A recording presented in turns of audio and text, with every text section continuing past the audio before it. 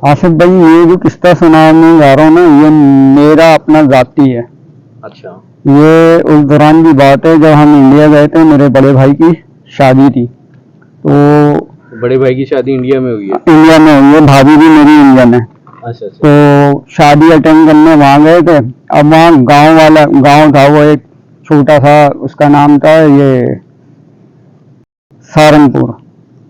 सहारनपुर का नाम था, गांव था। अब हम गांव में गए, वहाँ मगरिब होने के बाद है ना बंदा ना बंदे की रात होती है बाहर। सही। हम बोर हो गए, हम कराची में रहने वाले, रात भर जागने वाले। अब वहाँ रात हो जाती है अचानक से, सो जाओ। कोई काम नहीं था, कुछ नहीं, बस शादी अटेंड करे, थोड़ा एंजॉय भी किया। फिर उसके बाद मैंने अपने कज़न को बोला, यार कोई एंजॉय है, कहीं जा सकते हैं, कहीं घूम सकते हैं? बोला हाँ, यहाँ पर आगे शहर की तरफ है ना एक फिल्म है, वहाँ फिल्में लगती रहती हैं, फिल्म देखने चलते हैं। चल भाई, कब चलना है? मैं बोला मैं 2 दिन दे दो, 2 दिन बाद मैं आपको खुद बता दूंगा। 2 दिन हो गए भाई, वो आया, बोलते है भाई रात का प्रोग्राम है, फिल्म ये लगी हुई है, सलमान खान की फिल्म थी वो, यार ये डरना गया, फिल्म लगी हुई है, हम भी चले गए। अब यहाँ से हमने वहाँ चलते हैं रिक्शा वाले साइकिल, गांव का देहात था, रिक्शा वाली साइकिल चलते हैं। हम गांव पार करके एक पक्की सड़क पे पहुंचे, वहां पर हमने चिंची ली रिक्शा टाइप का। वो फिर आगे लेके गया, 2 घंटे सफर किया, 2-3 घंटे। सलमा में पहुंचे, फिल्म देखी हम लोगों ने, आराम से बैठ के एंजॉय करी फिल्म को। वापसी बाहर निकले तो पता लगा वहां पर आर्टिस्ट जो थे उस फिल्म में वो भी आए हुए थे, कैमरामैन और म्यूजिक डायरेक्टर, पता नहीं कौन कौन आए थे। काफी भीड़ लग गई, हम भी देखने खड़े हो गए। अच्छा, इसी गर्मा गर्मी में 2-3 घंटे और गुजर गए हमारे वहाँ। अब मैंने कहा यार चलो वापसी चलते हैं। मैंने यार अब टाइम देखो ये हो रहा है, वहां पहुंचेंगे दादा उड़ जाएंगे सुबह, क्योंकि वो फजर पढ़ने उड़ जाते थे। और बोला दादा फिर डांटेंगे कि ये तुम कहाँ गए हुए थे, सारी रात गायब थे, तेरा तो कुछ नहीं, तू पाकिस्तानी है, तू भाग जाएगा, यहाँ से फंसूंगा मैं। और मेरे रंगों में लिपटर मार मैंने कह रहे क्या करूं? मैंने कहा जल्द से जल्द पहुंचना है। अब बता जाएंगे थे, बोलने अगर इस रिक्शा में बैठे ना 3 घंटे या 4 घंटे से पहले नहीं पहुंचेंगे हम गांव में, अपने उसमें इलाके में। तो कोई ऐसा शॉर्टकट बता दे, हमारे भी होते कराची में कहीं पहुंचना होता है, शॉर्टकट मार के पहुंच जाते हैं, वहां पहुंच जाए जल्द से जल्द। मैंने उससे भी बोला एक शॉर्टकट तो है, लेकिन मैं उधर जाना नहीं चाह रहा हूँ, ना तेरे को जाने दूंगा। मैं कहा भाई क्या हुआ, ऐसा क्या है उधर? बोला बस एक साइड पे कब्रिस्तान है, दूसरी साइड पे जो है ना हिंदुओं का वो है शमशान घाट। तो वो सड़क बीच में जा रही है, वो कम से कम पैदल से आधे घंटे का सफर है, हम क्रॉस करेंगे और मेरे हाल से हम 2 या 2:30 के दरमियान घर पे पहुंच जाएंगे, जल्दी पहुंच जाएंगे। शॉर्टकट ये है, इसके अलावा कुछ नहीं है। मैंने तो चल क्या सोच रहा है, दादा उठने से पहले हम पहुंच जाएंगे, जाकर छलांग मार के सो जाएंगे। बोलता है नहीं मैं तो नहीं जा रहा। उसको एक लर्वा सा कार्य हो गया वो जगह सुन के। बोला नहीं मैं नहीं जाऊंगा और ना जाने दूंगा, रिक्शा में बैठ ये वो। मैं काफी उससे जिद्दत करी, मैंने कहा कुछ नहीं होता यार, हम छोटे छोटे थे, हम भी कराची में कहीं ना कहीं निकल जाते थे 3-4 बजे, आज तक कुछ भी नहीं हुआ। और मैंने तो यहाँ तक सुना है अगर आग जल रही हो ना तो कोई झुंडू चुड़े कोई नहीं करता। वो हंस पड़ा। मैंने सिगरेट जलाते हैं, निकल जाएंगे सिगरेट पीते हुए। हम लोग निकल गए, मैंने सिगरेट वगैरह ले ली। हम जब वहां पर कब्रिस्तान के गेट पे पहुंचे तो कब्रिस्तान का गेट इतना खुला हुआ था, एक तो वो गेट काले कलर का था और इतना बड़ा था वो गेट कि पहले वाले जितना, इतना बड़ा लोहे का गेट। अब वो इसमें इतनी जगह है कि बंदा जा सकता है या मैयत जा सकती है वहां पर अंदर, कोई गाड़ी वाड़ी नहीं जा सकती अंदर। हम चले गए, हम चलते रहे, सिगरेट पी रहे थे, नॉर्मल बात करने लगे, यार दादा से पहले पहुंच जाए हम लोग, वो उड़ गए तो मजा फिर किरकिरा हो जाएगा, जो फिल्म एंजॉय की है वो सब तहस नहस हो जाएगी और डांट बड़ी टाइट पड़ेगी। भाई बोलते रहे हम लोग, जाते रहे। मैंने सिगरेट जला दी। जैसे सिगरेट जलाई मुझे पीछे ऐसा लगा कि कोई साया सा या कुछ चीज सी गुजरी। मैं चौंक गया। मैं चौंका तो मेरे साथ मेरा कदम चल रहा था, मुझसे ज्यादा घबरा गया। और घबराने के बाद ना उसने मेरा बाजू ऐसे पकड़ लिया कि पता नहीं उसने क्या देख लिया, और खौफ उस पे पसीने भी छूट रहे हो, खौफ तारी हो रहा है। मैं कुछ नहीं है यार, कुछ भी नहीं है। पीछे मुड़ के देखा, कुछ भी नहीं। हम चलते रहे। तो एक जगह से हमें जैसे फावड़ा नहीं होता, फावड़े खोदने की आवाज आ रही। बोले देख कोई है। मैंने कहा यार कोई भी नहीं है। अच्छा, हमने करीब जाके देखा तो एक बंदा जिसकी एक टांग नहीं थी, 2 हाथ थे, एक टांग थी और एक टांग नहीं थी, वो फावड़ा मार रहा था जमीन पर। तो हमने उससे पूछा ये इतनी रात को तुम क्या कर रहे हो यहाँ पर? बोला भाई ये कब्र खोद के रखते हैं हम ऐसा कि सुबह कोई मैयत आ गई तो दफना दिया जाएगा, और तुम लोग इतनी रात को यहाँ पर क्या कर रहे हो? तो हमने कहा हम तो यहाँ से गुजर रहे थे। बोले ये जगह सही नहीं है इतनी रात को यहाँ से गुजरने की, आप लोग जा रहे हो चलो आओ आगे तक, मैं भी जा रहा हूँ, अब मेरा भी काम खत्म हो गया, साथ चलते हैं। उसने मांगी मेरे से सिगरेट, मैंने सिगरेट भी पिला दी। ये बातें करते करते हम निकल गए। फिर आगे गए तो एक जैसे पुराने लोग होते थे अपना कब्र को बड़ा आलीशान बनाते थे, तो एक टूटी हुई हवेली खंडर टाइप का, मकबरा टाइप का बना हुआ था पुराना, उसमें बेले वेले और पता नहीं क्या कुछ रखा हुआ था, और उसके पास एक दिया भी जल रहा था। तो मेरे कजन ने बोला आप तो यहाँ रहते हो, रिहाइश है, आना जाना, ये किसकी कब्र है?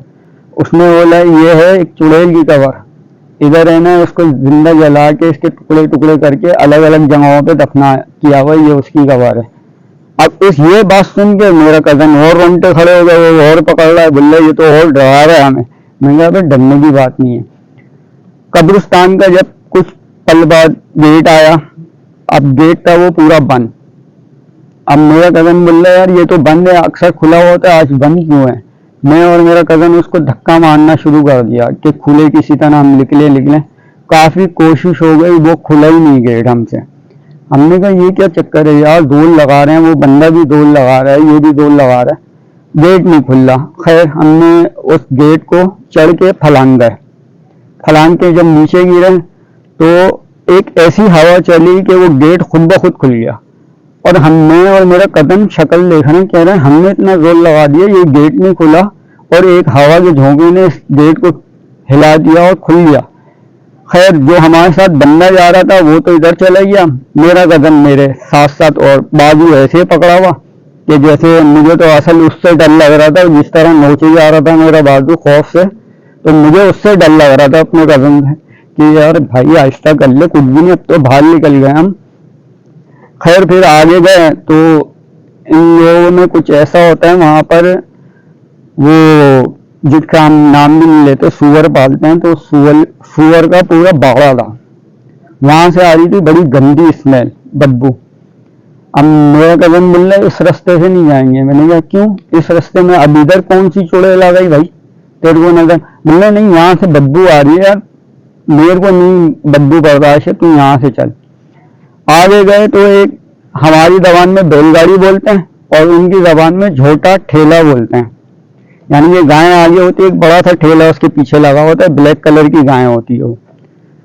मैंने उससे हमने पूछा, वो बड़ा कंबल डंबल डाल के, बैलगाड़ी हाँ कंबल डंबल डाल के बड़ा वो सुकून से सिलो सिलो चल रहा था। हमने बोला भाई कहाँ जा रहे हो? बोलने बस आगे तक जा रहा हूँ। हमने उससे पूछा खजूर तला तक जाओगे? तो उसने बोला हाँ वहां तक तो जा रहा हूँ मैं। हम भी बैठ गए उसके साथ साथ, हम चलते रहे। खैर खजूर तला जो दादा का घर है वहां हम पहुंचे, और पहुंच के फिर हमने दीवार फलांगी, के हम चारपाई बिछी होती है, 4-5 चारपाइयाँ, सब सो रहे थे, बड़े भाई भी, ताया भी, खालू भी, सब सो रहे। हम भी जाके चारपाई में ऐसे सो गए। हमारी आदत जीप पैंट शर्ट पहन के जो मिले सो जाए। वो अक्सर ये होता था पजामा वो पहनते थे, तो पजामा उसने शर्ट नहीं उतारी, पजामा और शर्ट पहन के ही सो गया मेरा कजन। सुबह दादा उठते हैं हमारे, नमाज वगैरह पढ़ ली। जब हम सुबह उठते तो उन्होंने बुला लिया हमें कमरे में, दोनों को बिठा दिया, बोला कि भाई तुम लोग सारी रात कहाँ थे? तो हमने कहा हम तो सारी रात, हमने झूठ नहीं बोला, बता दिया भाई फिल्म देखने गए थे, ये वो मसला था, उधर फिल्म वगैरह देखी हमने और आ गए। तो बोलने तुम आए कहाँ से थे? हमने ये तो नहीं बताया। बोला मुझे पता है तुम लोग कहाँ से आए, तुम लोग वहां से आए हो जहाँ शमशान घाट है और कब्रिस्तान है, क्योंकि तुम्हारी जूतों में उसकी राख लगी हुई थी। तो इस वजह से मेरे को लगा तुम अब मेरे कज़न को खड़ा किया, तुझे पता था कि वहाँ क्या है क्या नहीं है, तो फिर इसको क्यों लेके गया। मेरे कज़न की बहुत उन्होंने वो करी। फिर उन्होंने पूरा मामला मुझसे पूछा ये क्या हुआ, तुम कैसे निकल के वहाँ से आए, तो उन्होंने सब चीज़ें बताई। जब मैंने उस बंदे का बताया, वो लंगड़ा आदमी गोल्डन का काम करता है, उसने हमें रास्ता आगे तक हमें किया और वो उस टाइम पे खुदाई कर रहा था। तो बोलने मैं इस इलाके का काउंसलर हूँ, वो हदूद वो जो है जो आता है ये कब्रिस्तान, ये मेरे हदूद में भी आता है। लेकिन मेरी इतनी उम्र हो गई, 100 कुछ साल के थे मेरे दादा, बोलने इतनी उम्र हो गई आज तक मैंने ऐसा लंगड़ा कब्र उसमें देखा ही नहीं कोई गोलकन, जहाँ तक मेरी नॉलेज है। उनका नाम हबीबुल्ला है, वो काम करते हैं। और एक औरत है जो हिंदू है, वो फूल बेचती है वहाँ बाहर, उसमें मुसलमान भी खरीदते हैं उससे, और जो शमशान के लिए आते हैं वो भी खरीदते हैं। उसके अलावा कब्रिस्तान की जिम्मेदारी और किसी के हवाले नहीं है। हमारे वहाँ रंग फाख्ता हो गए। और मेरे कज़न को तो बुखार चढ़ गया ये सोच के कि वो बंदा जो सारी रात हमारे साथ बैठा रहा, और मुझे खूब तारी इस वक्त ऐसा हो गया था, दिमाग घूम गया मेरा। उसने मुझसे सिगरेट लेके पी, मेरे से बात करी, और मैंने उसको सिगरेट पिलाई। आधे रास्ते तक वो मेरे से बात करता रहा। मैं ये खौफजदा कि दादा या तो हमें डरा रहे हैं या कोई ऐसी बात है या वाकई हमारे साथ सीन हुआ है। तो मेरा कज़न ये तस्दीक करने के लिए वहाँ दोबारा गया था, और मेरे कज़न ने पूरी मालूमात करी कि फैसल यकीन मान वहाँ कोई ऐसा बंदा है ही नहीं। यानी कि सारी रात हम जिसके साथ थे वो क्या चीज़ थी वल्लाह आलम।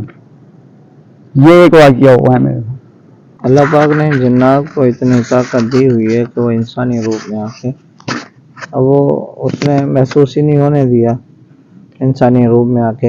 ये अच्छा हो गया कि उसने नुकसान नहीं दिया है, वो नॉर्मल बन के रहा है कि जैसे वो इस टाइम पे उसने कोई चीज़ अपनी कोई ऐसी महसूस नहीं होने दी कि भाई ये डर ना जाए। मगर थी तो जिन्नात ही थे, और वो यूँ समझ लें कि उसके दिल में रहम पैदा हो गया होगा। मगर जिन्नात की अक्सरियत ही ऐसा होता है कि ये शरारत के बगैर नहीं रहते। तो कारी साहब मेरे कहने का ये मतलब है शरारत ये भी हो सकती है, जब हम दूसरा गेट पार कर रहे थे तो उसने गेट बंद कर दिया, हम दो लोग मिलकर उसको हटा नहीं पा रहे थे, ये भी एक शरारत हाँ हुई है। ये मगर जो शरारत होनी चाहिए थी ना, बड़ी यानी कि बड़ी तो हाँ तो वो नहीं, एक तो अपने आप को उसने जहर नहीं किया, चलो किया तो उसने ना गेट बंद करके रखा। ठीक है, गेट बंद, गेट तो ऐसे इंसान सोचता है कि यार इसमें कोई मसला नहीं है, हैं। और मेन जो वजूहात है, अगर वो कुछ ऐसी शरारत करता, हाँ, या वहीं गायब हो जाता, तो फिर वो शायद आप लोग घर ना पहुंच सकते। अगर फैसल का आपको हकीकत पर मबनी ये वाक़या पसंद आए तो प्लीज़ इसको लाइक करें और हमारे चैनल को सब्सक्राइब करें। इस कुरान की आयत के साथ अपने प्रोग्राम का इख्तिताम करते हैं। सूरह जिन आयत नंबर 16। आऊज़ु बिल्लाहि मिनश शैतानिर रजीम। बिस्मिल्लाहिर्रहमानिर रहीम। व अल्लव इस्तकामु अला तरीक़ति लअस्क़ैनाहुम माअन गदाक़ा। और ये पैगंबर ये भी उनसे कह दो कि अगर ये सीधे रास्ते पर रहते तो हम इनको पीने का बहुत सा पानी देते।